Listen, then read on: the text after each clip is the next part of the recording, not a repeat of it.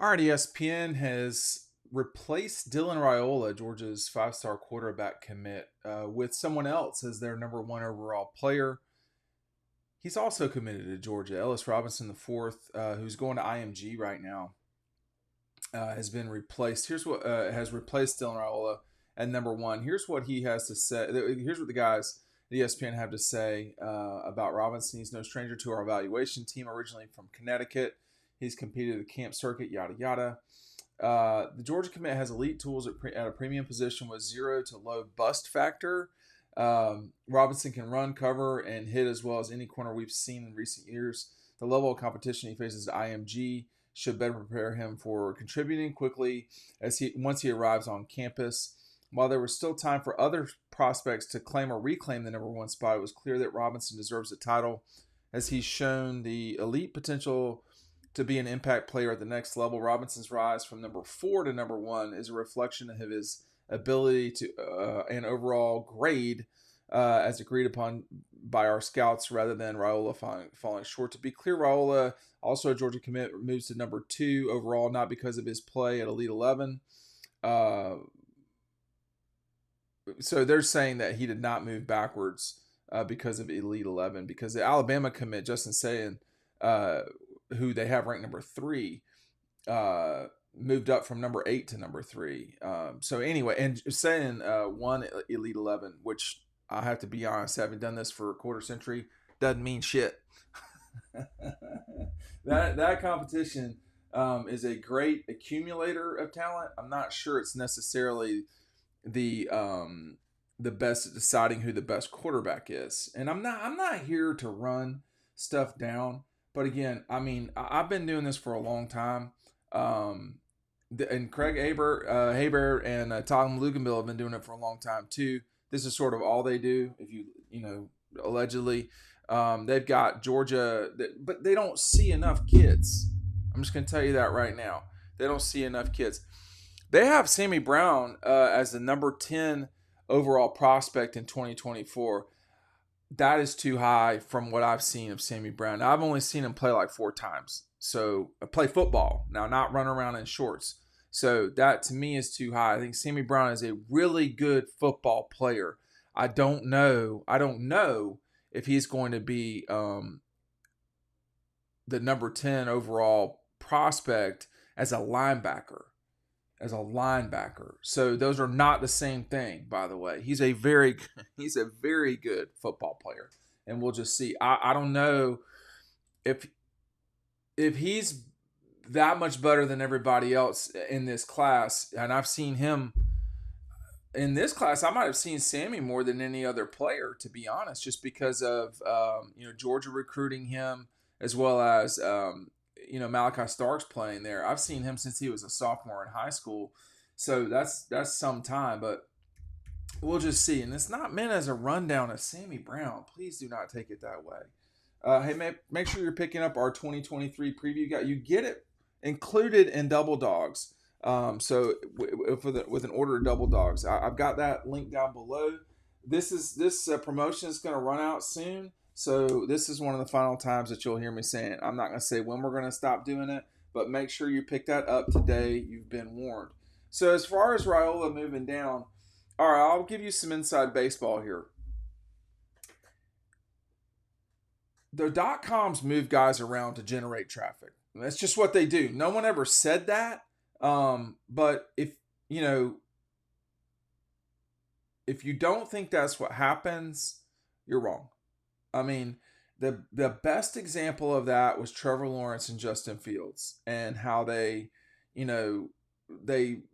changed that last year. It went from Trevor to Justin and then back to Trevor in a summer. And it's like, they didn't even play a football game, and we're changing who the best prospect is. And it can be by throwing, but no, this is a disingenuous thing. I've dealt with these folks. I would not believe them one bit. It's about getting clicks, which is, the basis of which, and when I say .coms, I'm not specifically talking about ESPN. The .coms change these things so people will read it. It's just all there is to it, and generates advertising revenue. I get it. I get it. It's my business too, but it's disingenuous to do it that way. I'll tell you that right now. Number two, as a criticism of all this, the ESPN guys don't see players the way that they. I mean, I have literally never seen an ESPN person uh, scouting a game. I have not. Now I've seen them televise games. I wouldn't say that's necessarily the same thing, but that's okay. But like you see Matt DeBerry, you see Rusty or Chad. Well, definitely Chad Simmons. I should say last names. I see Jeff Santel. I see people who are around here. They know the players around here better than other folks do. They just do. I mean, it's natural. That's just what it is. So there's a reason why the .com's rankings are better than ESPN's are. So I'll say all that. But when you look at this list of top 10 folks, I mean, there's 4 Georgia related players in here. Mike Matthews, Ellis Robinson, Dylan Raiola, Mike Matthews, and Sammy Brown are all either from Georgia or are going to Georgia. So that's and in this case now you would say Raiola would be going to Georgia from Georgia too, although that's kind of hard to really justify saying that because he's moving to Georgia. That doesn't mean you're from Georgia. But anyway, I think and they've got some other stuff here that it's like they've just discovered these folks. But the whole recruiting thing is so there's so much criticism to be had of it. Can that player actually play football? The hardest position for me personally to tell is corner. And defensive back specifically, but I mean DBs generally, but corners specifically, because guys just don't throw in high school. I mean, and if they do, you rarely see someone like Raiola going up against a really good DB. Now that he's at Buford, you could see that, but I don't know if Buford's playing anybody with, really elite DBs. That for me, I'm just telling you my weakness, that's hard for me to tell. Trayvon Walker, no, that's obvious. I mean, this guy was running around as an inside linebacker. It was I didn't think Trayvon would go number 1 overall. But, Devontae Wyatt, when I saw him play at Towers, it was evident to me this guy could be really good. He's really raw. I mean, it was evident. When you watch Aaron Murray play, Aaron Murray, I was there the night. Chad was there too. I think Chad was there.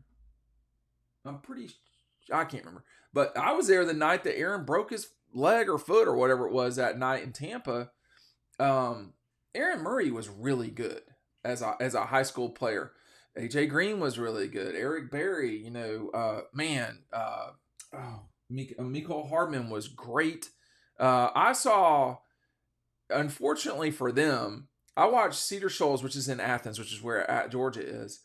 I saw Derek Brown and Mecole Hardman come in and thump Cedar Shoals hardcore. Derek Brown, who went on to play at Auburn from Lanier High School, he is one of the best high school football players I have seen play. I mean, he was amazing. Derek Brown was amazing. But Zamir White was the best high school football player I saw play. And I'm not going to say it wasn't close, but it was straight up amazing. 13 touches for 300 something yards. And that was the night that he played against Jordan Davis. And now Jordan Davis was only playing outside, playing offensive tackle. But what I'm trying to say is that night you would have thought Zamir White was going to be a first-round draft pick, not Jordan Davis. So that night alone shows you the accordion-like time you have to develop as a really good player, in college, specifically at Georgia. And that, I think there's a nuanced way to be about recruiting rankings or recruiting, generally speaking, which is that,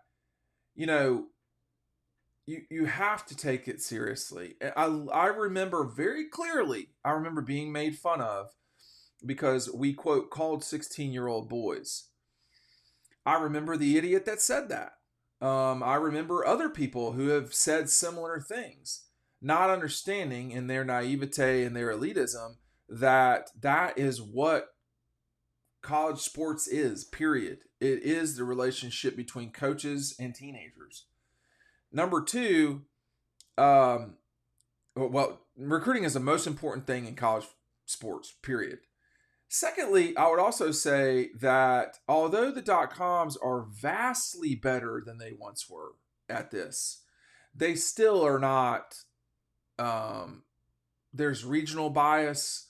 There's do you like a player, or how difficult is it to deal with their parents? That is one of the biggest complaints. If you were to talk to somebody, that is the hardest thing to deal with. Is parents are challenging in this world. I've never ranked a guy, thank God, but I've been around long enough to know that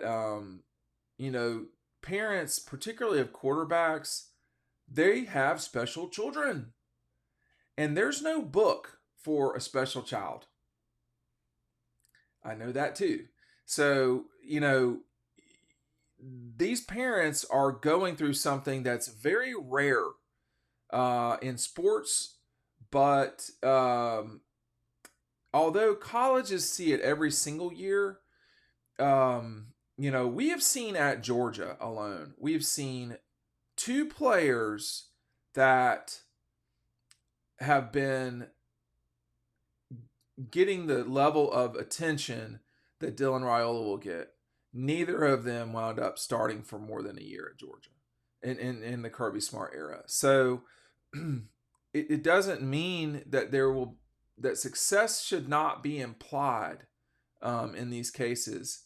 But I think every single recruit and situation is singular. They should not be combined into any one thing. I know this has become a recruiting rant, but there's some real problems in the industry. I mean, like, there really are. And I also don't.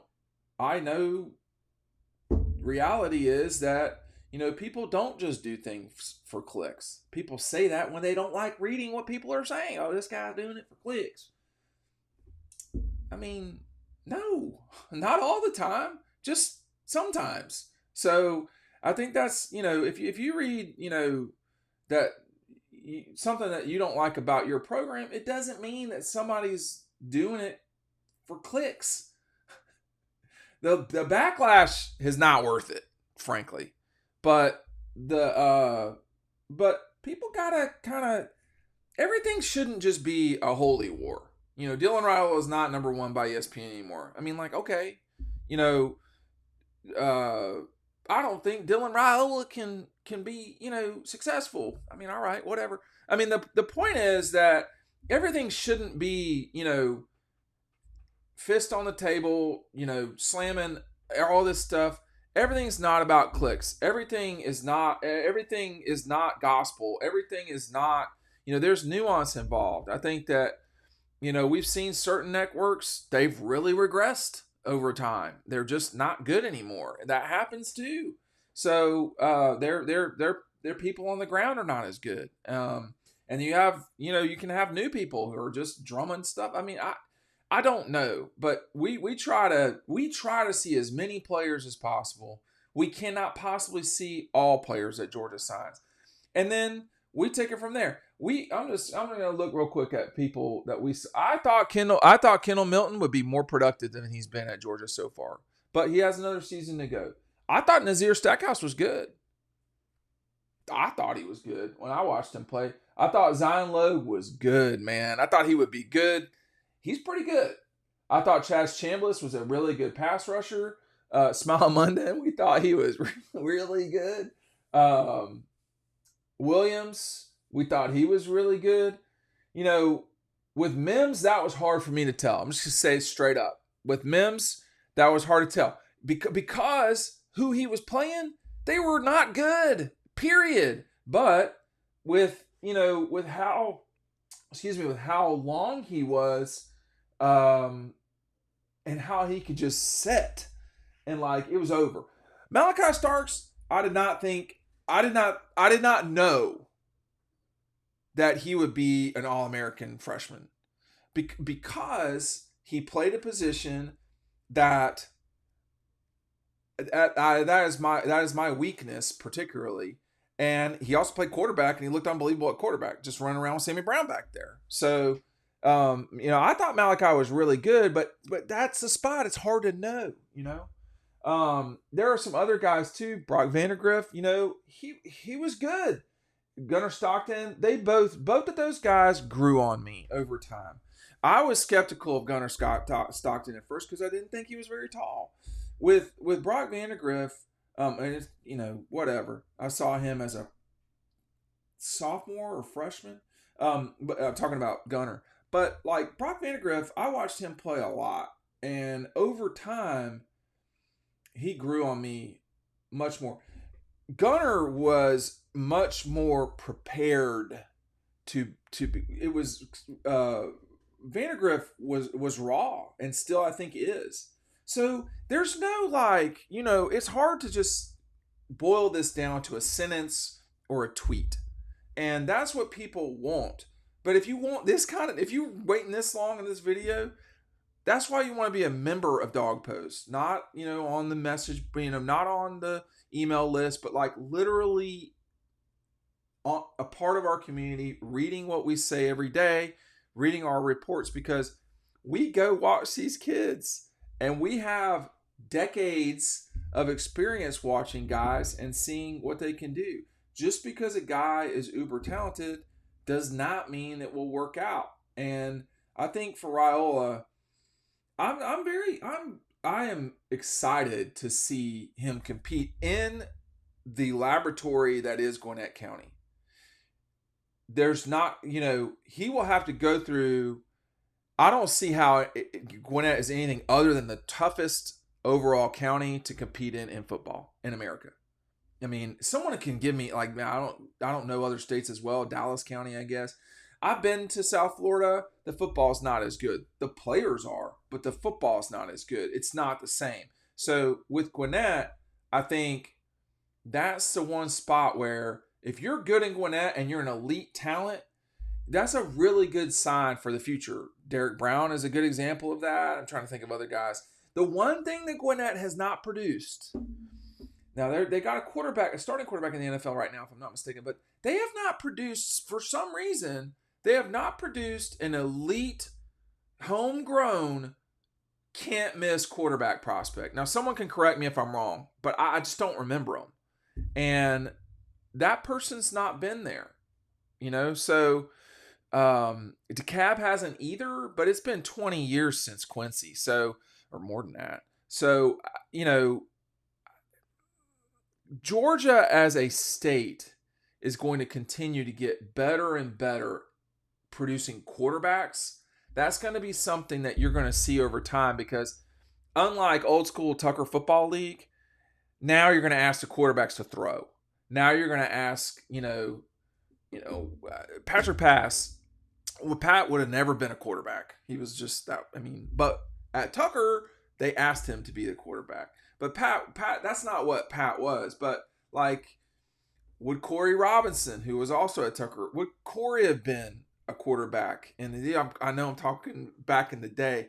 Juan Gaston would have never been a quarterback. Juan Gaston should have been a 10-year NFL guy. But it didn't happen. He picked, basketball. It didn't work out. But, Matt Harpring was a quarterback, starting quarterback at Marist. He managed to play in the NBA for 15 years instead. The talent in the state has always been there. And you're only now seeing the maturation of elite quarterbacks. That's going to start happening in Georgia more and more. I'm sorry I rambled.